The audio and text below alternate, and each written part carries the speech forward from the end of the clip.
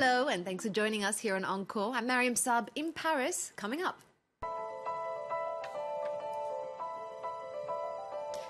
Could the wrong man have spent 15 years behind bars for a murder he didn't commit?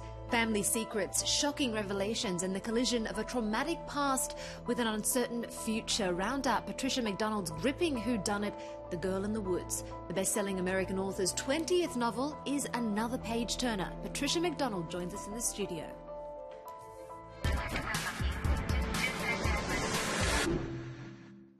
Patricia MacDonald, thank you very much for joining us here on Encore. Thank you, Mary. You're here in France to mark the French release of your latest book. Now let's get straight into the thick of it. The Girl in the Woods. Creepy stuff. A deathbed confession starts our protagonist, an amateur sleuth, Blair Butler, on the path to solve a friend's murder that had been haunting her for over a decade.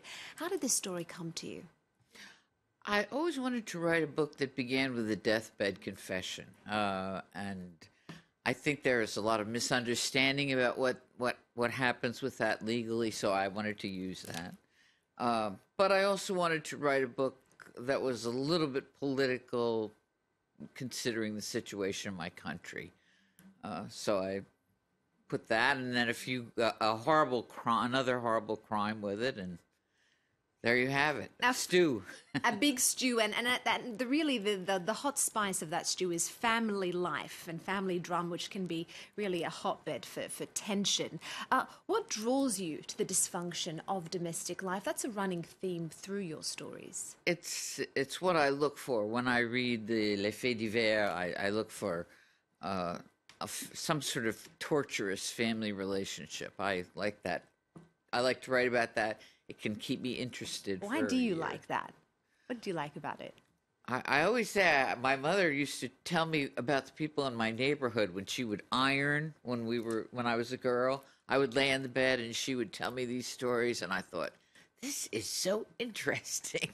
And it's always been interesting. Neighborhood gossip. Because you see people's facades and you wonder what's behind that, what really goes on. What goes on behind the white picket fence? Well, right, yeah. Well, your first book, The Unforgiven, it came out in 1981. What tricks of the trade do you wish you could share with your younger self?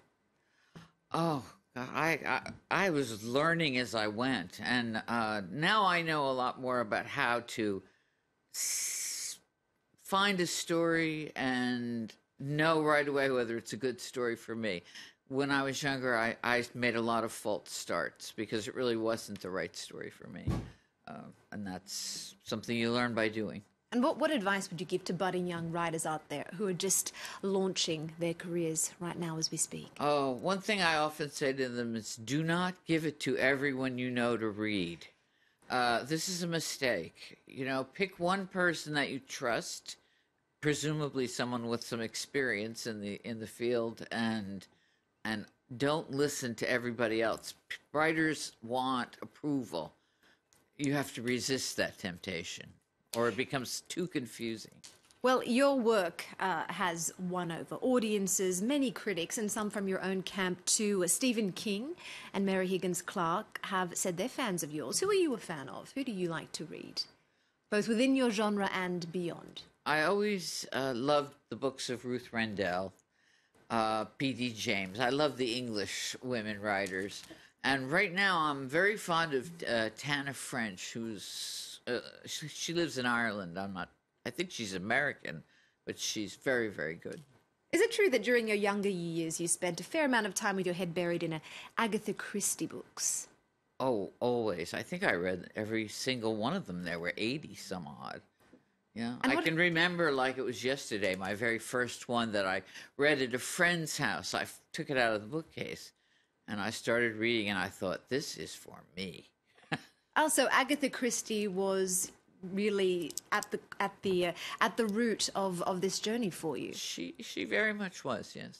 Well, more than 4 decades after Agatha Christie's death, she's still captivating readers. Her books have sold a staggering 2 billion copies around the world. Let's now, Patricia, step inside what was her home in Wales. Now, that's a place that she used to imagine some of her most memorable murder mysteries. Take a look.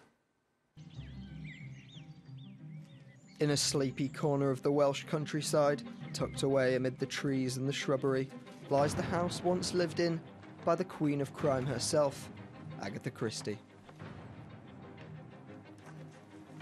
Her grandson Matthew Pritchard is the diligent guardian of the family archive.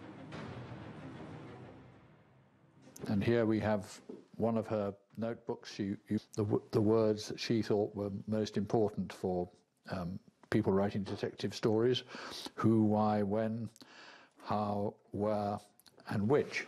I think she had a natural feeling for evil, and she understood how things could go wrong and how people, unfortunately, don't always have the best of motives. Christie, who passed away in 1976, left behind a goldmine for her heirs.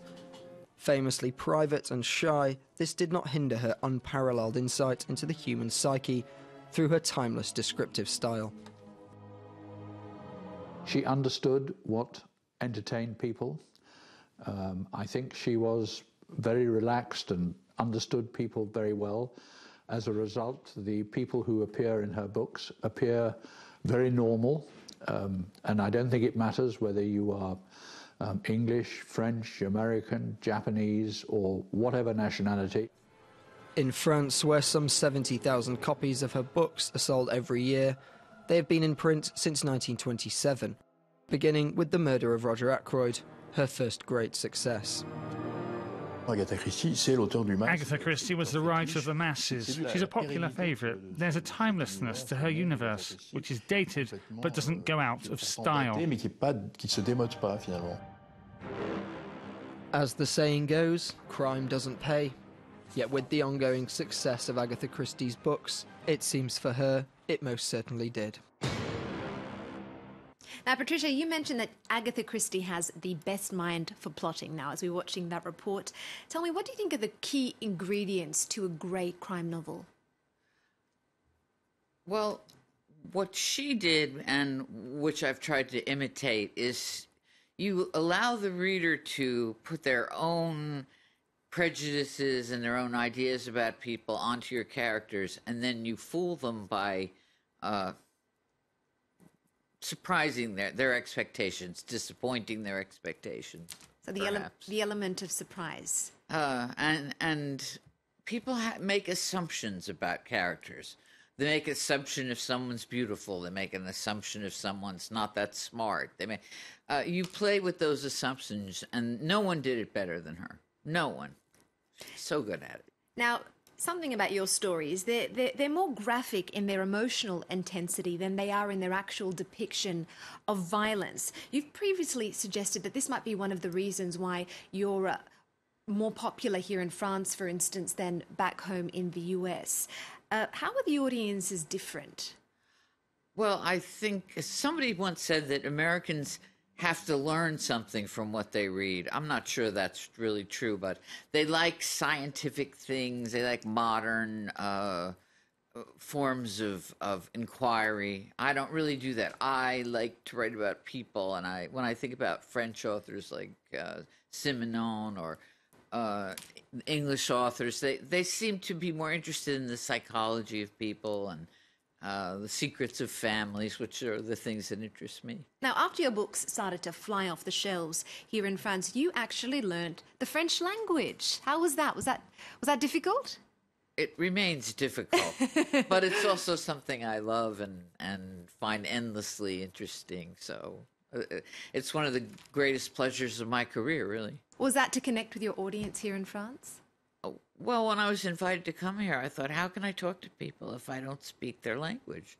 And the French are so nice about it when you make mistakes. They never make you feel stupid for doing that, so it was easier to learn. Well, it's remarkable. Actually, you're going to be doing an interview on our French sister show, À la Fiche, so you can all watch Patricia doing an interview in French as well. You're completely fluent. It's remarkable.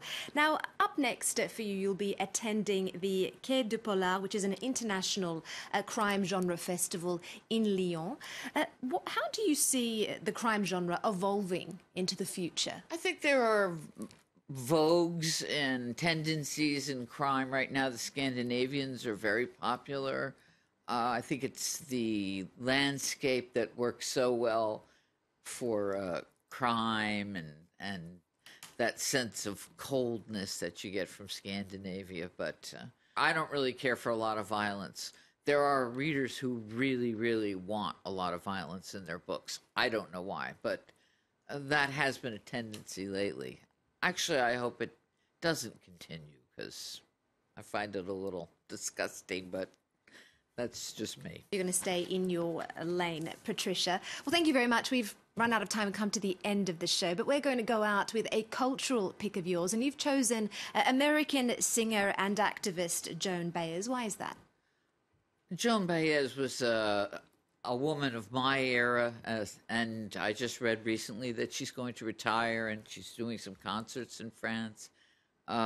She was sort of like our Marianne in my youth. She led the way in demonstrations. Now we need this to start again in the U.S. We need another Joan Baez, but I'd like to honor her while she's here. Fantastic. Another Joan Baez to go with Patricia MacDonald. Well, thank you very much. And Joan will be playing here in Paris from the 4th to the 17th of June at the Olympia, a show to catch. Patricia MacDonald, thank you again for joining us here on Encore. The Girl in the Woods is out now. Do pick it up. This one's for you, Patricia. We're going to end with a track off Joan's latest album, Whistle Down the Wind. The President sang Amazing Grace. Do stay with us here on France 24. More news coming up right after this. But no words could say what must be said for all the living and the dead. So on that day and in that place, the President sang Amazing Grace. The President sang Amazing